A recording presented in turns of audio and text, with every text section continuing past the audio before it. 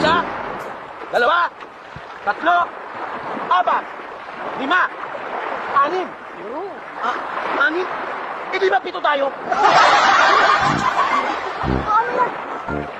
Sino nawawala? Sino nawawala? Ako may nawala nga. Baka nalunod? Teka. Sandali. Bibilangin ko muli. Baka nagkamali ka lang ng bilang.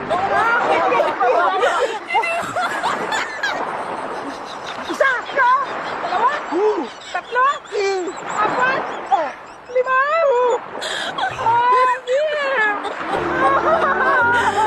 Hindi alam tayo.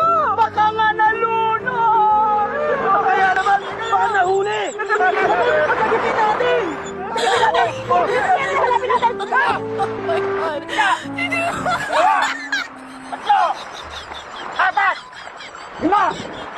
Anim! Naku! Ulan talaga tayo ng isa! Ano nang gagawin natin? Hindi na talaga tayo kumpleto. Ang mainam siguro, ipagdasal na lang natin ang kaluluwa ng isa pa nating kasamang nawawala. Sino man siya? At nasaan man siya?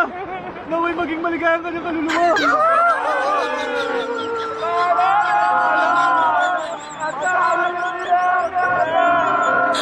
Walang nawawala sa inyo! Walang nawawala! Isa! Dalawa! Tatlo! Apat! Lima! Anim! Pito!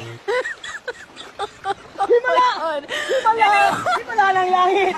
Kanina, 6 kami pagkatapos maligo. Ngayon, ito na kami pagdating ninyo.